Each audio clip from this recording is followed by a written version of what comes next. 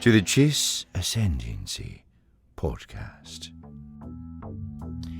Hello, everyone, and welcome back to the Chiss Ascendancy podcast. This is Josiah, and then Samuel wasn't able to be on with us, or Adam, so I'm just flying solo today. I've got a very great guest.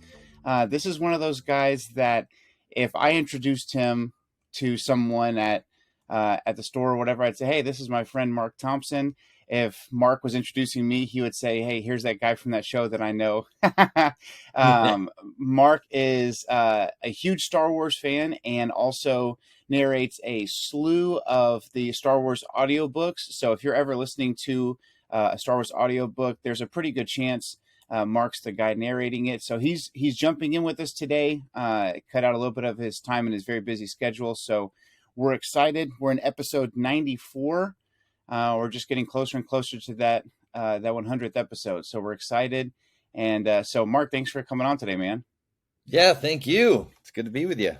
So we've had Mark on once before, and we just kind of talked to him really about what life is like in his world as far as narration, reading, all that kind of good stuff. He's been in several shows, not just Star Wars. If you've ever seen him at cons, his banner is like a commercial for a Honda Element back in the day with just stickers all over it from different brands and stuff.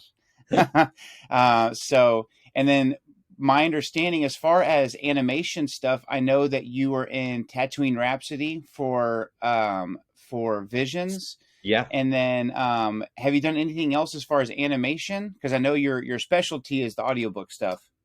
Right. Yeah. Now with Star Wars, like that's been the only thing so far with Star Wars. I do and have done like a bunch of animation stuff like Pokemon and Yu-Gi-Oh! And I was on the 2003 Ninja Turtles and all that jazz. So yeah, so he's got a large quiver to draw his voice arrows from.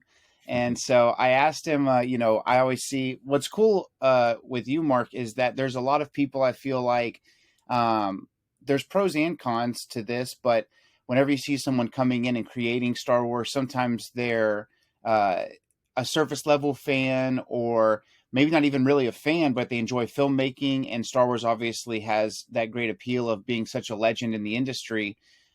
So for you, it's really cool because we're friends on Facebook and things as well. And so I'll see you getting ready for The Mandalorian, and you've got your whole spread in front of you. yeah. I was showing my wife. I thought the popcorn bowl with the salad mixer as the back half for the cradle for Grogu, I thought that was impressive. Right. So Star Wars is just as much a part of Mark's life as it is a part of his work. So we're always excited when we get to chat and have him on. So we've been kind of reviewing a few episodes of the Bad Batch, but we're several weeks behind just because life's been so busy. So anything from episode 1 all the way to where we're at now. So how are you caught up on everything right now? Yes. Okay. Yes. And then of course, Mandalorian, I know we're all staying up till, for you, I guess it's midnight because you're on the East Coast. How often do you actually stay up? I never do because I want to watch it with my wife and son. Right. And she works all day on Wednesdays. So I usually have to wait until like 8 or 9 o'clock at night on a Wednesday. So like it's torture because I have to like really avoid Facebook or Instagram. Cause like if everybody's posting their reviews and even the thumbnails sometimes will give stuff away. And I'm like, So. Yeah. I thought it was real crazy. Disney plays things so close to the chest, and so, I was very surprised whenever the Bad Batch episode a couple of weeks ago, the banner on Disney Plus had the Zillow Beast in the banner. And I was like, I guess I know what we're doing this week. So that was pretty crazy. So I guess what we'll do is, so player's choice. Would you want to talk Mando first? Or you want to talk Bad Batch first? Bad Batch.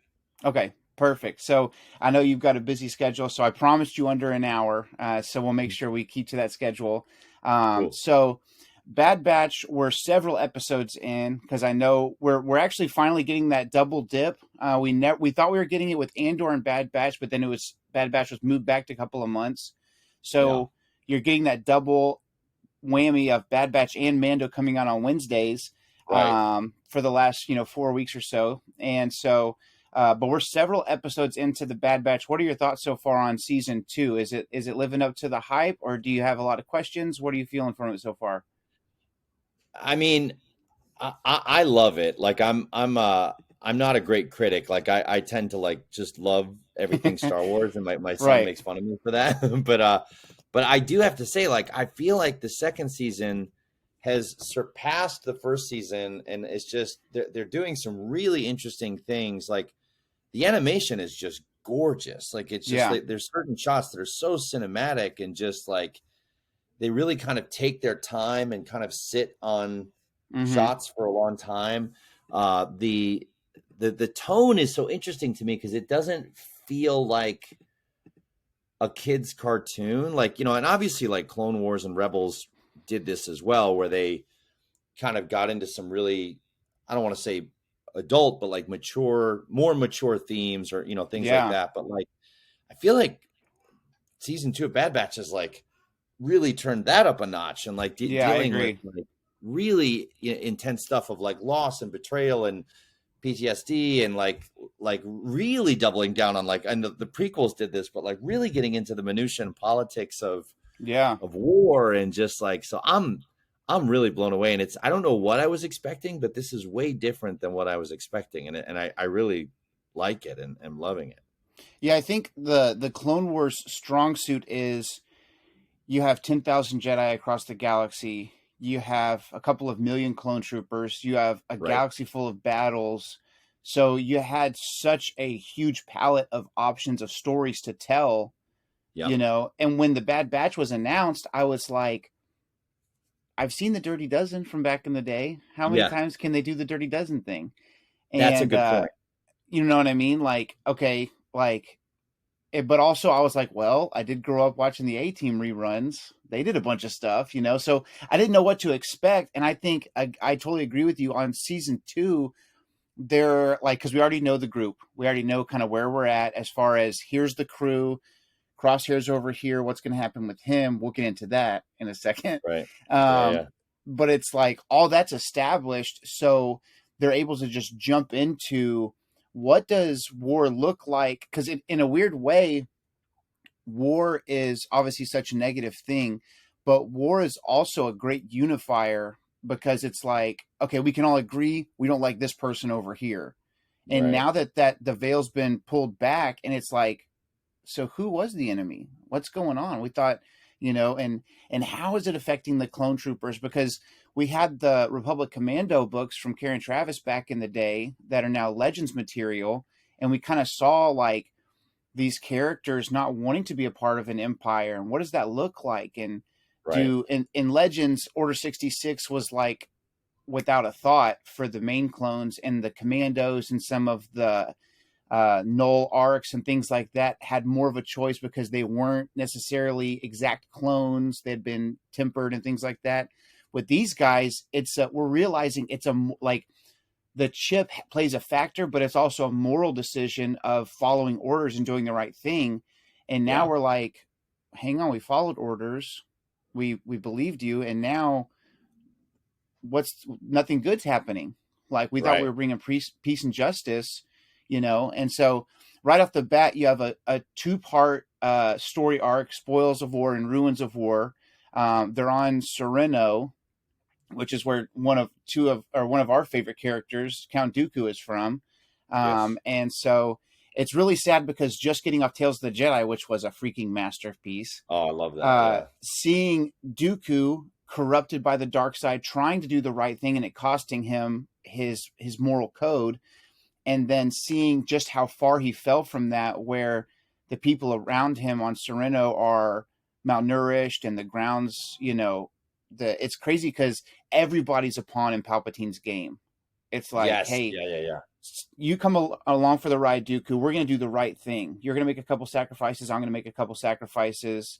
I give up Maul. You give up Qui-Gon. We're going to do the right thing. And as soon as he's expendable, Sereno's, all of its supplies and everything are just being sucked up by the Empire. But then you realize Dooku would have been so upset. But then you look at his, bank account, quote unquote. And it's like, a Smog's treasure of gold and, whatever currency's there. And so then you really start to get to, so 1 and 2 were good. They weren't 10s. They were probably like 7.5, 8s, on most people's scales. Then you get into the solitary clone where we finally see what's Crosshair up to. And this is where it really gets into that deep water you're talking about. Man, what was it like for you seeing Cody again and seeing, like, it's the first time we've seen him since Revenge of the Sith, and he's a reg technically, but he's dealing with some of this emotional trauma of, I thought I was doing the right thing. What did you think about that episode with him and Crosshair going to take out these separatists?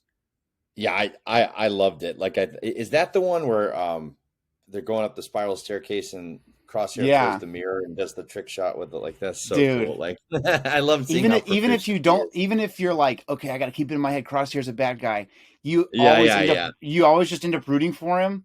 He's freaking injured, and he's like, he's one-handing the rifle, and Cody's like, how far do I throw it? And of course, Crosshair's like, as far as you can. And he just throws it, and he just scopes in. Oh my gosh.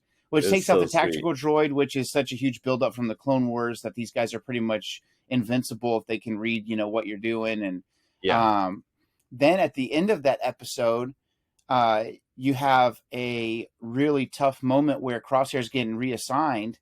And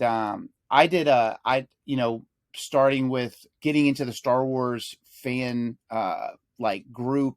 I grew up as a fan, but Instagram and taking toy photography and stuff like that before I even started the podcast really threw me into the mix of putting my fandom out there. And a concept that I did, I love doing like what if pictures and stuff like that. And one that I worked on was I put Cody's orange helmet on a Death Trooper body. Ooh. And he's walking next to Thrawn. And the idea was, okay, so to outmaneuver Rex, Thrawn gets Cody involved. And I guess, so that, before Crosshair was a big deal, this was a couple of years ago. And then it turns out Cody's having these same convictions. And by the end of the episode, Rampart's like, hey, you're going to be reassigned to so-and-so. And he's like, what happened to Cody? And that's when you start to realize, like, nobody uses the clone names anymore. He just throws out whatever his, CT, whatever his code is. And he's like, oh yeah, he's AWOL.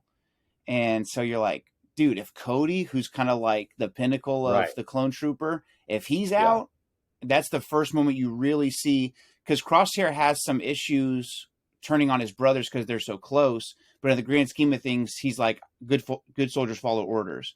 But if Cody is a good soldier and he's kind of the Mount Rushmore of clone troopers and he's out, then that's the first time you really see Crosshair have questions. What did you think about that? No, I loved it. It always kind of like, once Clone Wars started to establish that they could have a conscience about Order 66, or that it wasn't just pure zombie brainwash hypnotism. Like, it bugged me that Cody didn't change or fight it. Like, I was like, yeah, but Cody was with Obi-Wan and Anakin and these guys too, and like, why would he just go along with it and no problems with it, or so seeing him wrestle with it is kind of a cool redemption for him, because I kind of wanted him to kind of see the light. So I'm glad that he is, and I'm very much looking forward to seeing perhaps more of that. And I think initially what I thought the Bad Batch would be them kind of going out, saving their former brothers, and kind of, helping a bunch of clones come back, which I think they're maybe still doing that. And like, obviously Rex, and it sounds like Echo's doing that with him now. But I feel like the rest of them will slowly kind of get pulled into that, and maybe we'll get a reunion with like, Cody and everybody. So I was very, very happy to see that. And I like kind of the slow burn that they're doing with that. Like, even with Crosshair, like taking their time, that it wasn't just one episode where he's like, oh, I'm wrong. It's like, like he's had a few episodes now to realize, they're just dismissing us and they don't care about us and we're just expendable to them. And, right. And so it feels really earned. Like, I'm hoping he'll come back. I'm pretty sure he's going to come back, or that they'll save him. It's really interesting because when The Rise of Skywalker was coming out, I was so torn because I was like, Kylo Ren pretty much has taken these 3 movies and he's going to REI and he's getting the biggest backpack he can find and he's carrying the franchise on his back right now. And so I was like, but I know how Star Wars works, and I know overarching it's the story of good versus evil. And this guy being that prodigal style guy, like, thought he wanted this over here, and then, very much betrayed by his own emotions. We've never seen a character drawn to the light, but choosing the dark because he thinks it's the best, the only way he can go. And in a movie, at the beginning of Rise of Skywalker, I was like, okay, we got about 2.5 hours. They were saying they were maybe doing a 3-hour movie because Endgame had just came out. And I was so mad that they didn't do it because I was like, 3-hour Star Wars, bring it on. Yeah. But in a way, it's the silver screen is always going to be the pinnacle of, if you get to be cast in Star Wars, the silver screen is the pinnacle of, the movie is the number one canon, and under that's the TV shows, and then the books, and then the comics, and so on. Alex from Star Wars Explained kind of breaks that down really well. But the better thing about shows is you get to take your time. Yes. I would have loved a TV show or a book, and we've talked about this before, where my first experience getting to listen to you was, I'm a huge Boba Fett fan. So I skipped Bloodlines in the Legacy of the Force series and was like, I don't know who this guy is over here. Talked about Jason Solo. And I was but this book has Boba Fett in it. So I'm going to read this one. Right. So that was my first audiobook experience with Star Wars, which is cool because that's you. But in books, you get to see Jason's fall to the darks over the 19 book, New Republic, New Jedi Order stuff, then the Legacy of the Force. And I would have loved to have a longer exposure to Kylo/Ben coming back to the light. And some people complained about it being such a fast pace. And is JJ trying to push in as much of his content after 8 and all this other stuff, trying to answer questions and all these other things, where in the Bad Batch, it's like, it's taking so long that it's like, I think Crosshair is going to come back, but is it too late? And you're kind of, moving. I don't want to get too far ahead because there's some great episodes in between here, but Entombed was probably Entombed and the one that we just watched, was it Pabu? Those two were the ones that felt the most like standalone, like character buildings type stuff. Entombed felt like I was watching Indiana Jones and The Hobbit have a child. Yeah, that's a great description. Just like crazy tech, but it's like the Mines of Moria kind of feel. Yeah. Tribe was awesome. Real quick, one of the things I do love about what they're doing is it does feel like each episode is almost like they're playing with genre a little bit. Like there's some episodes that felt like a horror movie. Absolutely. There's other episodes that felt like Tomb Raider type thing or Indiana Jones, and so it's like. And that brings a freshness to it, or so that it's not the Dirty Dozen every week, it's that was really smart of them to do. Yeah, because Entombed, I was like, I love Indiana Jones. Like the other night, we were at Target getting some clothes for the boys, and I was like, typical Star Wars fan or toy collector or whatever. Like when we go to the toy section, it's mainly for me. Yeah. So I told my wife, I was like, hey, a couple of these Indiana Jones Lego sets have been coming out early. I just want to see if maybe if they're probably not there. I just want to see. So I'm a big Indiana Jones fan. I collected the Legos. Me and my brother grew up playing the Lego Xbox game for Indiana Jones and all that kind of cool stuff. Of course, the Harrison Ford crossover. So Entombed felt just like an indie film.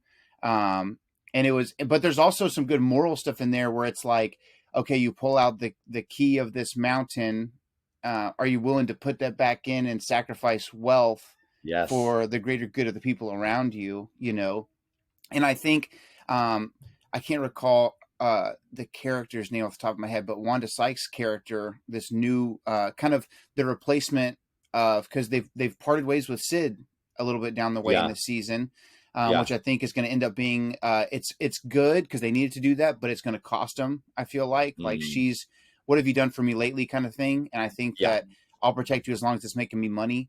And I think they are showing that we can trust Wanda's character over what Sid would have done. Sid would have just taken the treasure and hawked it, you know, because after all, she is a Trandoshan. You know what I mean? So it's right. You know, you having, you know, worked with Skier, like in the comics and stuff, they break into like he's a Jedi, but him specifically, he's dealing with this syndrome that like reverts him back to this like aggressive reptile, which is a cool concept.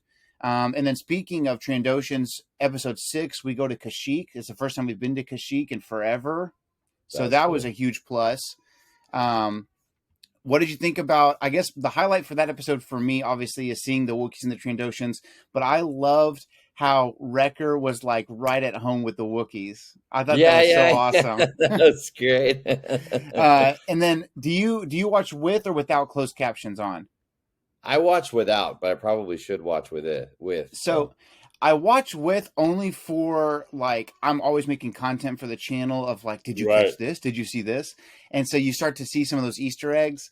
And it was funny because if you go back and watch it with the captions on, there's a moment where Wrecker and a Wookiee jump down onto the tank and it says Wrecker imitates Wookiee noise. And if you listen for it, Wrecker's like, roll, and jumps down onto the tank, which I know me and you agree, like, Wrecker's our favorite of the Bad Batch. So that was really cool. Not a filler, but a little bit of, like, a side quest, if you will. And then the 2-part mid-series, or mid-season with the Clone Conspiracy and Truth and Consequence was so fantastic, focusing on what are we doing with the clone troopers? Because this is a question we've all had that we've never gotten an answer in canon up until just now. So what was your take on that? And did you see it working out the way it worked out? Or did that surprise you at the end?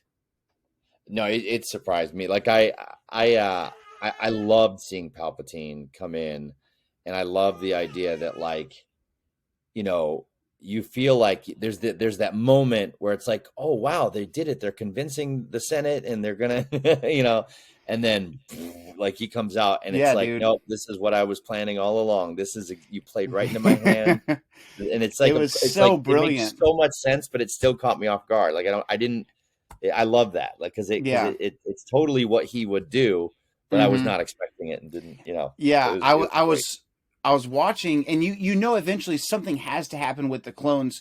And in Legends, you got your answer from playing Battlefront 2, where it was like it was weird because the clones in canon now, they've got their own moral compass. The chip seems to either be wearing off or like, you know, they can navigate around it. It feels like after issuing Order 66, there's a moment of clarity that's starting to happen across the galaxy for these clone troopers where they're like, we have a choice. We don't have to do these things. Right. In Legends, it's not the case because they're that robotic zombie, like it's almost kind of like whenever you see a movie where someone's like, you know, had their secret code activated by the Russians from the Cold War or whatever. And they're just like, you know, it's not that anymore. So in Legends, Boba Fett travels to Kamino to like take out the Kaminoans and take out the DNA and all this other stuff in the Battlefront video game. In canon, we always were like, what's going to happen? And it's funny because you know something has to happen where the clones get decommissioned. But as fans, and I'm sure you're the same way, you're like, if you pause, you're like, okay, well, this can't work out because the clones have got to go. But when you're watching it, you're like, they're going to pull this off. Holy crap. Omega's on the Senate floor. Holy crap. She's going to give this information to Bail Organa. And then we were at Cracker Barrel outside playing checkers, and Palpatine comes up out of the floor, and he's been playing 4D chess. Yeah. And so it was so fantastic. And I was like, you son of a gun, you did it again, dude. It was like, and you know, once he comes out of the floor, you realize, holy crap, he's probably let this happen. He's probably let it get to this place so that he has the card to pull. We can't trust the clone troopers any longer, you know? Well, see, and, I got suckered, though, because I was expecting him to, like, dissolve the Senate at that point. But then I remembered, oh, wait, the Senate doesn't get dissolved until, episode 4. But, like, there was a part of me that was like, oh, this is the moment. Like, this I thought the same thing. I thought the same thing. I was like, maybe he'll start dissolving it now, but it's such a bureaucratic process. Maybe it takes 20 years. You know what I mean? Like, even in the U.S., it's like, okay, cool, here's a new bill. Psych, it's going to take 17 more years to make this happen. Yeah. So I was like, holy crap, this is the moment. And then having Ian McDermott come back and be the voice. So good. As soon as I heard it, I was like, that's not a freaking voice actor. Yeah, that's the Emperor. The Emperor. Yeah.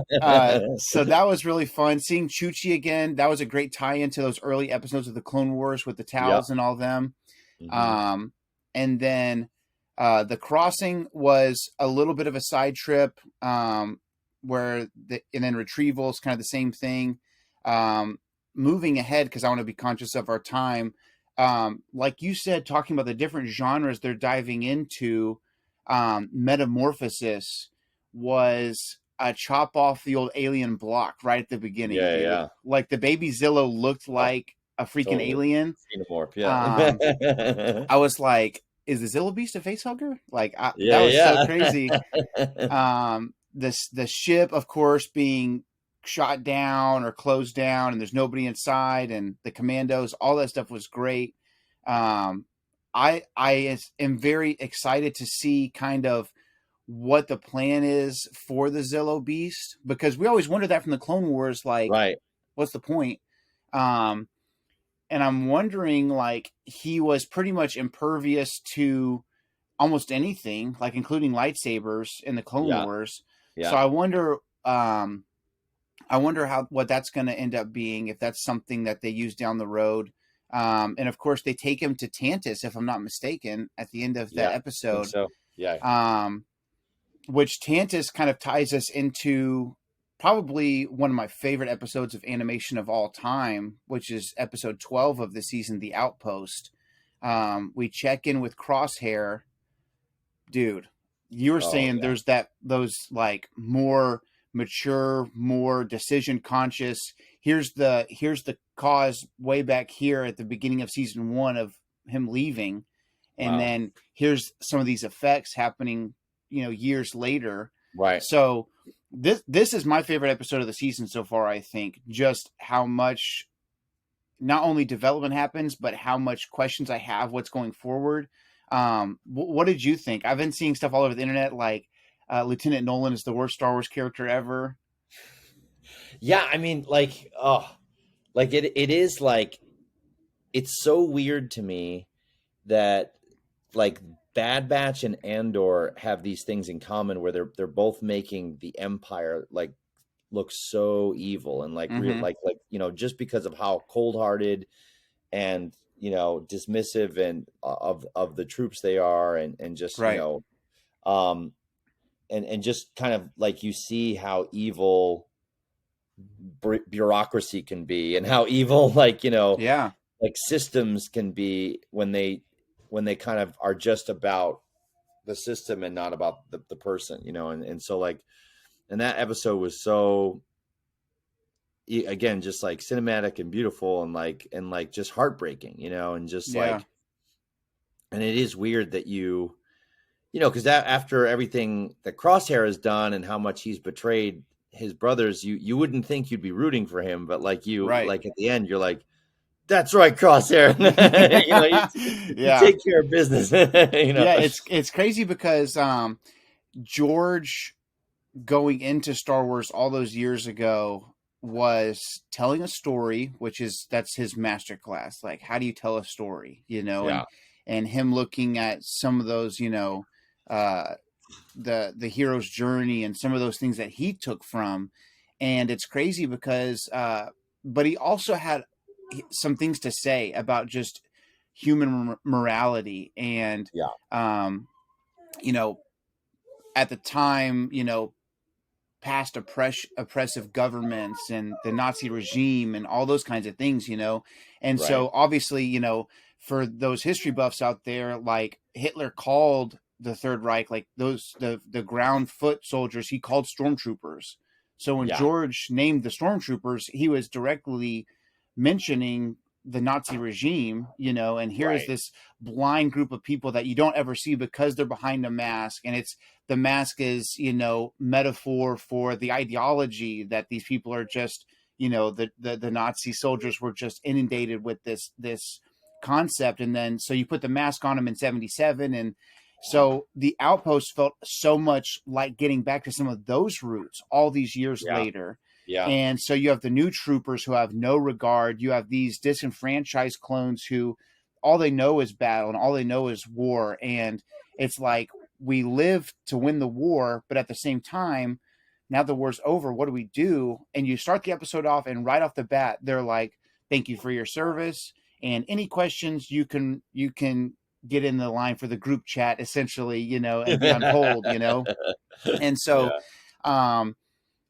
I didn't realize how comfortable and how relational we had gotten with the clones until this season of the Bad Batch. We're not allowed to use their names, and having your helmet off, waiting outside of the plane.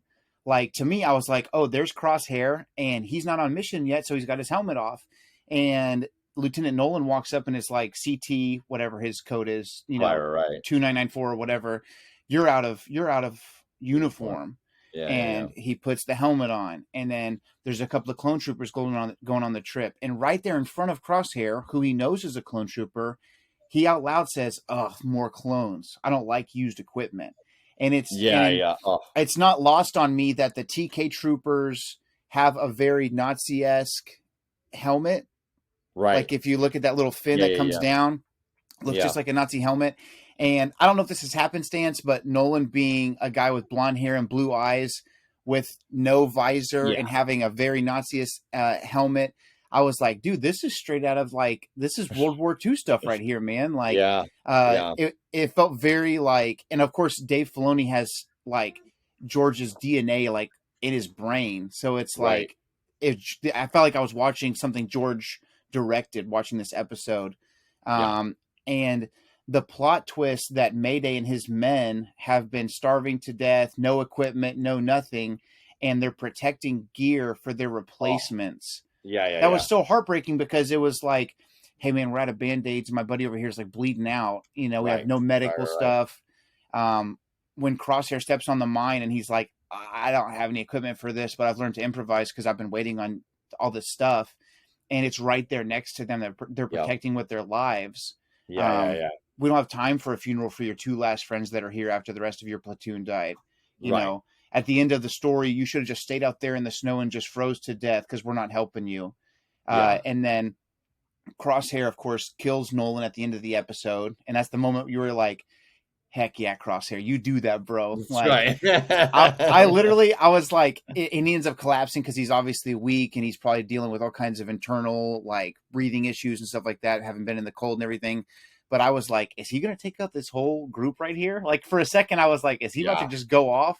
And then Pabu, I'll let that one go just because I want to ask you a question. Then we'll move on to Mando because we want to make sure we're conscious of time. But at the end of the Outpost, Crosshair wakes up and he's in a laboratory, and you're kind of led to believe we're on Tantus because you have the cloning facility glasses, the patch from the Kaminoan cloning group.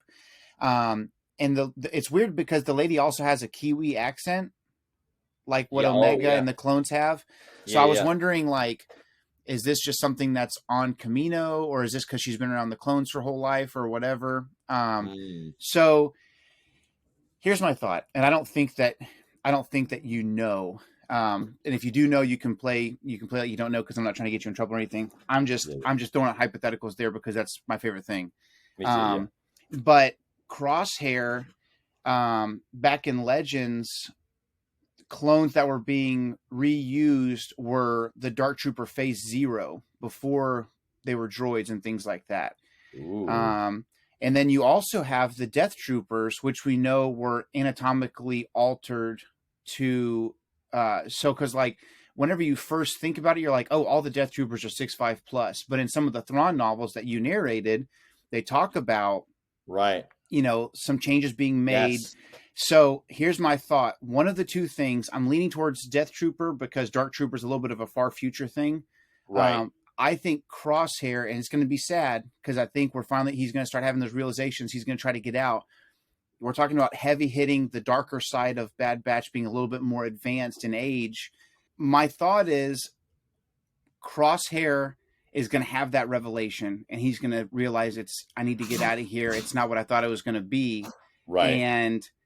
But I honestly think, dude, I think it's going to be too late. And I think that he's going to be that Death Trooper or that Dark Trooper phase one of the two. Wow. And that's going to be the That's heartbreak. right.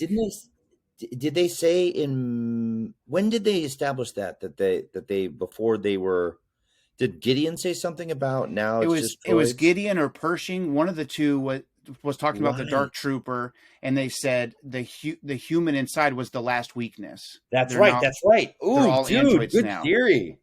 So my theory is, if Dark Trooper, and it could be, what if they're one and the same? If Death Troopers are something that's been advanced or anatomically altered, but that wasn't good enough, so now instead of Death Troopers, we're moving on to Dark Troopers.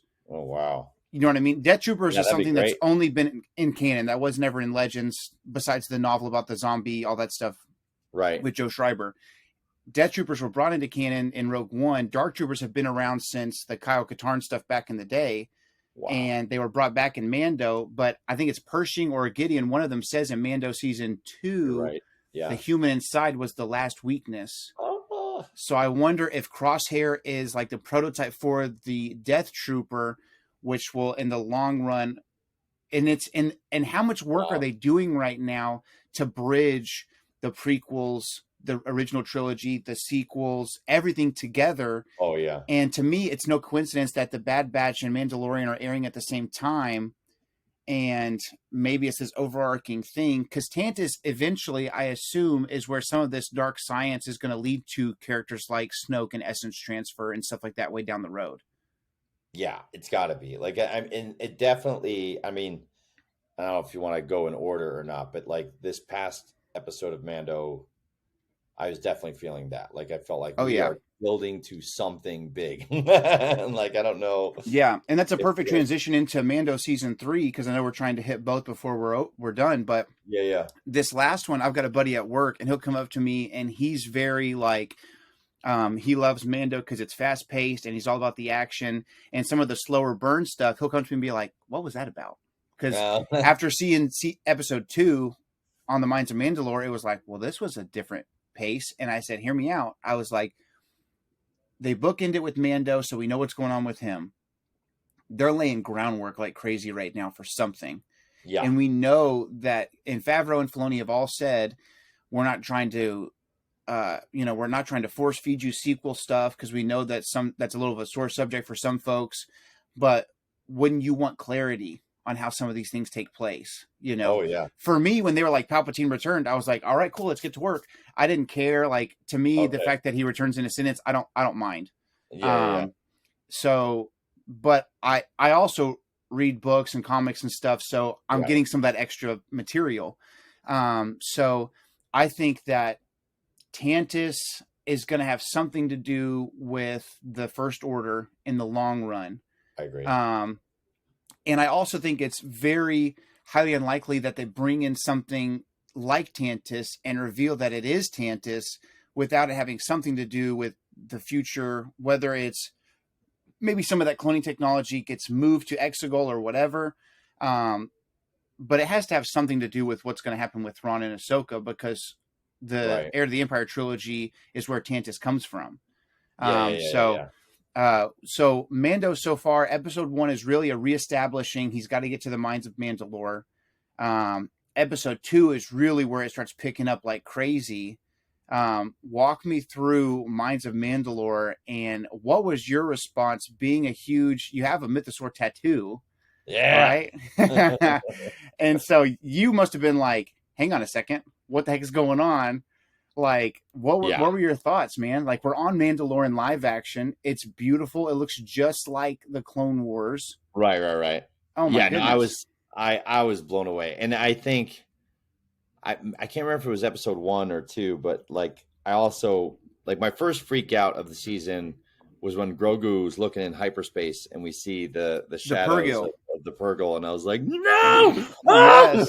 and I was like, is that the Purgle? So like, I'm super. I'm again like they're really setting the table and taking their time, and but it's got to be Thrawn and Ezra. Like come on, like that has to be where they're going with that. Especially with Ahsoka coming, and it's basically Rebels. Yeah. The sequel, so, I was telling a friend of mine, I was like, Ahsoka is the name of the show, but I would not be surprised at all if like we're just thrown right into a live action version of Thrawn and Ezra being sucked into space with the Purgle at the end of Rebels. And even if they just show that for like 30 seconds and then cut, and then it's the title of Ahsoka, and then we catch up with where Ahsoka's going.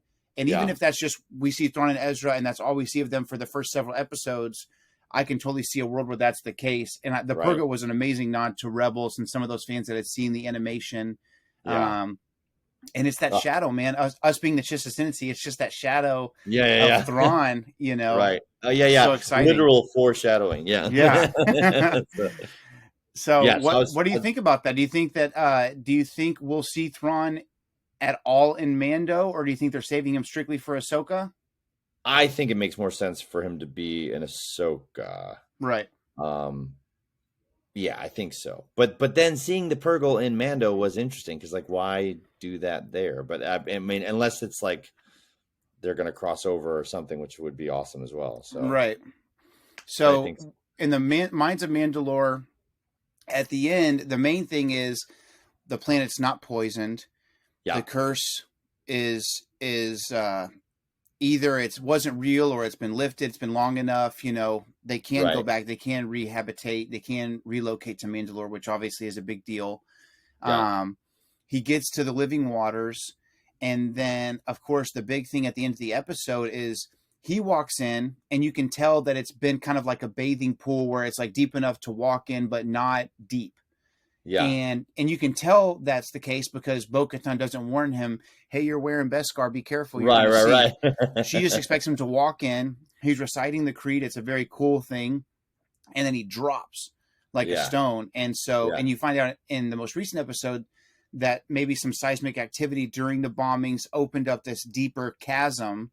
Right. And so when Bo goes in to save him on her way back up, I never thought we were going to see it in freaking live action. I threw a freaking wild card out there before Mando season 2, and I was like, if he has to go to Tatooine, it would be cool if there was a crate dragon, just hypothetically. And it shows up, and I was like, am I writing this show? And so the Mythosaur coming back was wild. So cool. And then we find out in episode 3, a lot of it focuses on Pershing, and we're establishing what's going to happen, the Imperial Remnant, the lingering shadow of the Empire that's going to turn into the First Order. But what did you think about the fact that Bo's the only one that saw it? Yeah. Din Djarin didn't see it, and she doesn't say a dadgum thing about it.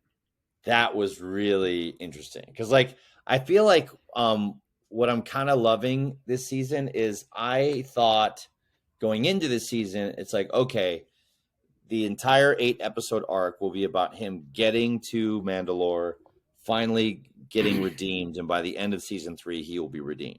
But they're getting it out of the way. Episode 2, like, he's redeemed, he's done. Like, so the now board is wide open.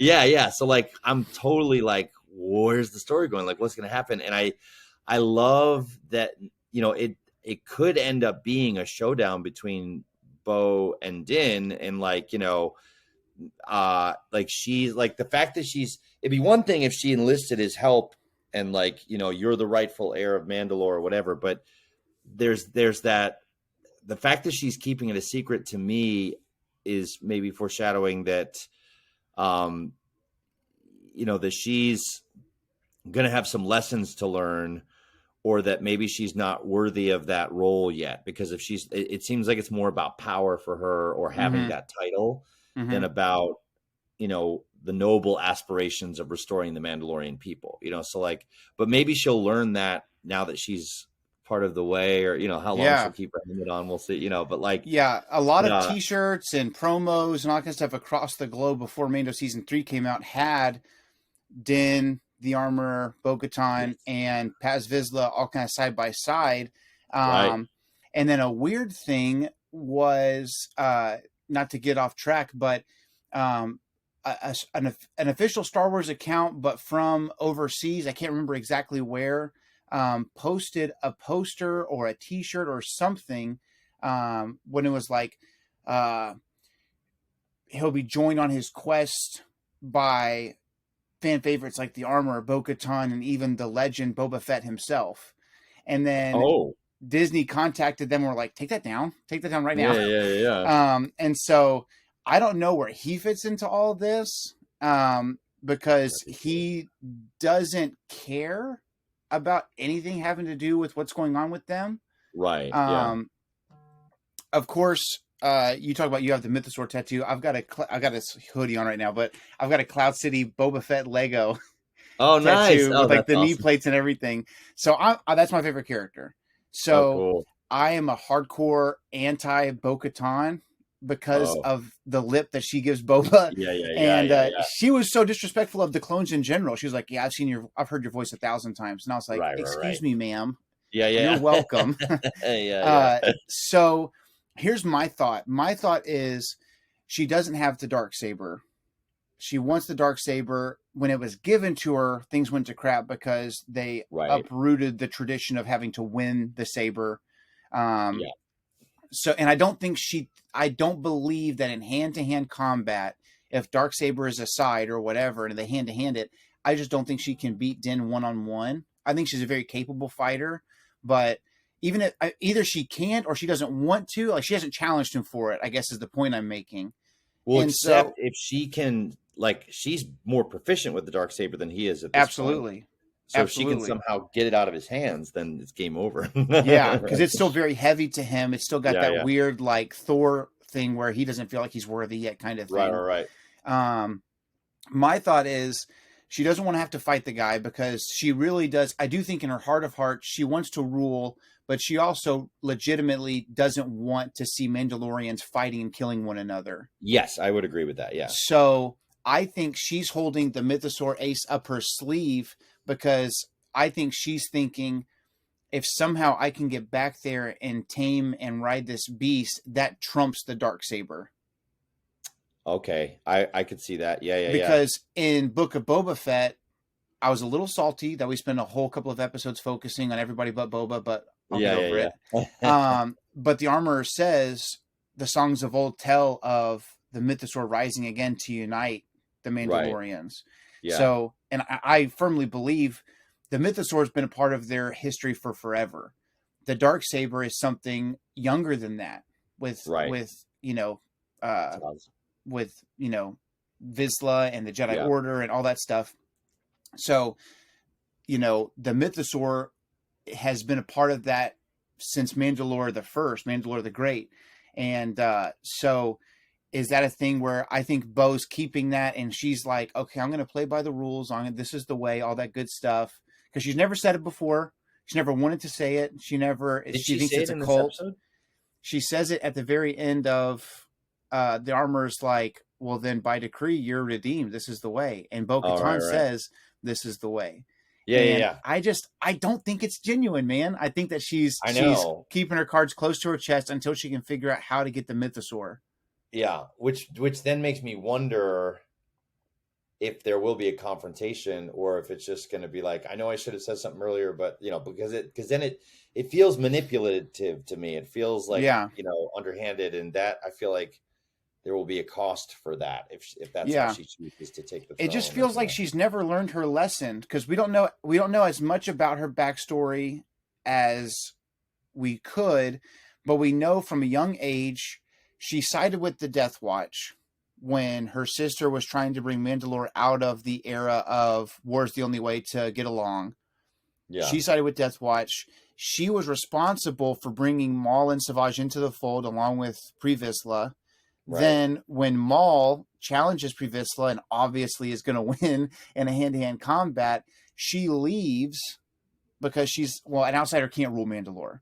So, and it's like indirectly when Maul then, because Vizsla and all them had taken Satine hostage, she's indirectly responsible for the death of her sister. And she's directly responsible for the Night of 1,000 Tears whenever the clans were split up, but she decided to take on the Empire holding the Darksaber anyway. Yeah. And I just feel like she's always seeking for this redemption, but she's only seeking it like, what can I do by myself to make it work? And I think the Mythosaur is that last play to try to rule and redeem herself. And I just don't think it's going to work out. And I'm really curious to see where this is going to go. Because just when we thought we're really going to focus on Mandalore this season, yesterday we spent an hour with Pershing. Of course. Yeah. And they turn up the Mind Flayer. And is it like on the I was talking to my buddy on Instagram, Skeleton Astronaut. It's an amazing toy photographer, does a lot of stuff with Hasbro and Entertainment Earth and all them. And I was saying, when you're in a shower and you turn it on cold, like it's got health benefits, it's got like cold shower, ice bath, all of those cold plunge type things. It has a positive effect on your body. And if you turn the shower hot, that's what we're used to, but it doesn't really have any positive effects. And I was wondering, like, you know, the Mon Calamari was like, you're going to see some beautiful colors and it's going to be a very pleasant experience, you know? Yeah. And then when, you know, the double agent that works with Gideon turns it all the way up to 10, I don't think it's meant to kill Pershing. Of course, we'll see, but I think it's meant to enhance his negative feelings and emotions and memories and to negate that goodwill that he was legitimately showing. So my thought is, they don't want to get rid of him. He's too smart. He's too much of an asset. He's too close to a breakthrough by his own accord. I wonder if turning that up has the opposite effect of, you know, sometimes you go to counseling and whatever type of, you know, maneuverings or knowledge they want to use that helps you be like, okay, I can get past this past trauma. There is life out there. I can be a better human or father or spouse or whatever. Imagine going to a counselor and they're like, remember all those negative things and like harping on those. That's kind of what the Mind Flayer seems like to me, is like you go in there and she's turning it up and it's enhancing the negative side of things. I wonder if the idea is to turn him dark and to basically remove his goodwill versus remove his negative energy and feelings and things. That'd be interesting. Yeah. I wasn't sure what like if it was like a memory eraser and maybe it's like erasing that what he did, or, you know, or maybe it's that what you're saying, like kind of the, you know, I wasn't sure what that, like it was weird to see the Republic doing it. Like it was like, and I think that was part of the message of the episode, is that the Republic has some of the same tendencies that the Empire did, where they even when they're naming the what's the name of the squad, like the rehabilitation group or whatever. Like they all have numbers, kind of like the way they dehumanize the clones. They give them I thought that as well. Yeah, and then they and I think, you know, like I think I was rewatching Mando before this season, and Kara says something about a Mind Flayer, that the Empire uses the Mind Flayer. So then it was weird that the Republic uses the Mind Flayer. It's like, so I think it's like I think they're definitely making some commentaries about, you know, power in general and just how, you know, power can corrupt or that, you know, you can, even this idea of thinking you're doing the right thing, but actually maybe you're not. And you have to really be careful, even if you have good intentions, that you're not doing something wrong, you know? So you have to be, I think, you have to be very intentional and like take your time reestablishing order in the galaxy, because when you rush to establish something, especially order or peace or whatever, you don't want to, it's kind of like, we're going to see this in Andor, I'm sure, but like, you know, the very beginning of Rogue One, when Cassian just kills that guy because he can't have him letting the information get through his fingers. I was like, what the heck is going on? What's going on? Me too. Yeah. And he was like, you know, I've killed people with these hands, you know, Yeah, like, yeah. and I think it was interesting because Pershing's like, this is a mind flayer, and the Mon Cal's like, it's a similar device, you know, Yeah, like he was playing it off like, is this a timeshare meeting? And he was like, right. it's not a timeshare. Like, I thought it was very interesting. And I think you're right on the money there. I think we're trying to figure out what's the right thing to do. We want to bring peace. We want to bring balance. We want to bring the order that the Empire said they were establishing while having an empire. But it's weird too, because if in the book Star Wars Bloodlines, I want to say it's by Claudia Gray, Mon Mothma disbands the New Republic military. And I remember reading that and being like, that's stupid. Why would you do that? Yeah. So like, there's got to be a balance there. And right now we're seeing the New Republic kind of more on the Imperial side. And maybe it's because everybody doesn't know what else to do for the last 25 years or whatever. Right. But you also can't just be in the military, because that's how you get in trouble with the First Order, and there's nobody to protect Hosnian Prime and all those other things. So it's a very interesting thing. And I can't help but feel like the Bad Batch stuff with Tantus and the Zillow Beast and Crosshair somehow ties into the beginnings of the First Order. And in this episode of The Mandalorian is the furthest we've gone in that direction. Yeah. Because Mando's not even there. I remember in the episode where Mando and them break into the Imperial facility on the other side of Navarro, and you see that thing in the vat, and you're like, holy crap, that looks like Snoke. I remember seeing that, but Mando's there, and they're like, I don't know what that thing is, but we got to figure out how to get whatever we need for Grogu and this and this and this. This is the first time we've detached. It felt like Book of Boba in a sense of, we had Mando here, we had Mando here. In the middle, we completely detached from anyone having to do with him other than Pershing was working with Gideon. Right. And we're establishing a groundwork for a whole something else. Yeah. And I know since Rangers of the New Republic isn't going to be a show any longer, I wonder if they're going to take some of the heavier, more necessary elements and going to put that into Mando, because this is season 3. We're only 3 episodes into 8, and Favreau's already written 4, and he said he wants at least 5. So we've got 20 more episodes to go to establish where this is going to go. And that's if they finish it with 5. You know what I mean? Right.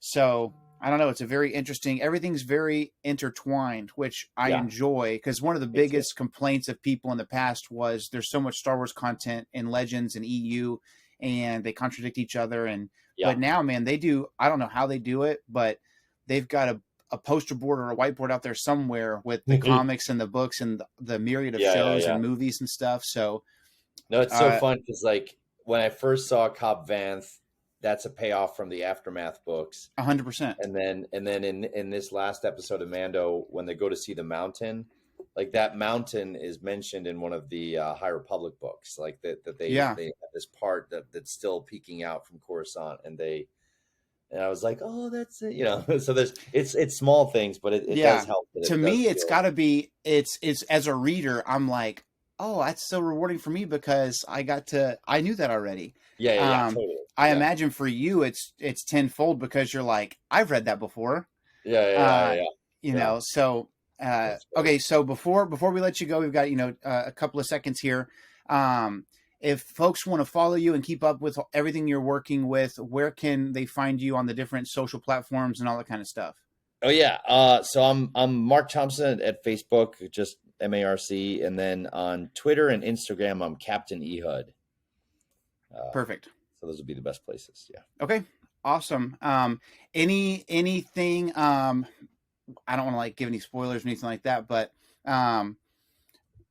what is there any projects you're working on right now that you can talk about that you're excited about, or is that all kind of behind the curtain until stuff's announced? And how does that work?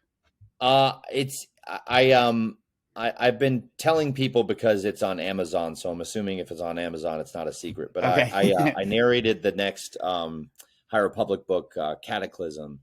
Okay. And that should be coming out in a few months, and I really enjoyed it. Like I probably shouldn't get into too much detail why, but like there's some really awesome things that happen in that book. So, absolutely. I really enjoyed that one. Yeah. So last thing before we go, you've narrated and been a part of so many eras of Star Wars. how does the High Republic stack up with, I mean, I could have talked to you about the High Republic this entire time. I'm a huge fan. I love seeing the golden era of the Jedi. I'm excited to see how it ties into the Acolyte when that finally comes out. What, how does it feel different to you? And what is your favorite aspect of being a part of that era? I love the variety of Jedi. I love the different styles. It seems like, I'm sure that you see whenever they come across your feed, all the different shorts and stuff that we make for the podcast. And the view of the Jedi seems to get narrower and narrower over time. And we start to really see that with the Dooku Tales of the Jedi episodes. But this is an era where it's like, different people see the Force differently, and how they interact with the Force is different. So what's been your favorite part of being a part of that so far? It's what you just said. It's like the different views of the Force and different perspectives on the Force. Cause that was something I had not really considered before. Like they're in the first audiobooks I did, the Legacy of the Force series and the Fate of the Jedi, they dabbled in that a little, but it felt more fringy. Like it felt more like, there's these, dissidents that have these other views of the Force, and that they're kind of like really out there, but I feel like the High Republic era is really showing you that there's all these different ways to perceive and interact with the Force, and even amongst the Jedi, like even within this one particular doctrine, and it's acceptable. That's the cool thing to me, is it's not just like, coming from like a faith background, whatever. Let's say you have a different styles of churches, and it's like we all agree on the main things, but there's some things out there that necessarily aren't really perceived the same way, whether it's different styles of Christian churches or whatever. And it kind of always felt that way with the Force, you know what I mean? And this is like, hey, if she sees it as a song and that's how she connects, then that's great. And if this person sees it almost kind of like Avatar: The Last Airbender, if it's like, if you have a more earthy type person that needs to be in nature to feel grounded and in tune with the Force, that's a part of the Force. If there's someone that, I can't remember her name. The main chick that's on the Light of the Jedi cover. Oh, Avar? Avar Chris feels it like a song. And then some of the other characters, I just think that's so cool. And I can't help. And then the Wayseeker concept, I was like, where was this? We could have saved the galaxy if Dooku could have been a Wayseeker instead of becoming bitter when he wasn't on the council. Because his heart was still there. And Anakin would have been an amazing Wayseeker. And Qui-Gon Jinn was a Wayseeker, kind of without them wanting him to be, And so I remember listening and reading The Fate of the Jedi and being like, this is kind of hard to understand with like the dark pool they have to go to, and there's this dark man on the throne, all this kind of stuff. I'm sure that's like some crazy nostalgia for you. But I was like, me being a Legacy fan, I was like, oh my God, Luke Skywalker has to team up with Darth Krayt to defeat Abeloth. This isn't going to turn out well in the far future, which of course it didn't. But I feel like the way they're telling the story, because even in those books, and maybe because you got to really look at it and spend time with it, it was different for you as a reader and a listener. It was hard to digest some of those fringe aspects of the Force. I was like, and now maybe it's because I have more visual experience with Clone Wars and Rebels and things like that, but they've done such a good job of like opening up. And I think part of it is the concept that the Jedi don't own the Force. They don't own the Force. The Force is something that's everywhere, and how you perceive it and how it speaks to you, there's different things that you can do to interact with it. And really, once you start to try to own the Force and bend it to what you want, that's actually where you start to fall into darkness. And so it's crazy to see Yoda being alive during that time, and he's also alive during the fall of the Jedi. So he's seen this decline where it's like, this is really the box we want to be within. And that's actually the downfall of the Jedi, is a limiting of it's not because you're limiting others' views, you're limiting what the Force is allowed to do. Right. You know what I mean? You're putting it in your box. Yeah. It's very cool. I'm excited. So, man, I want to be just say thank you so much for being on.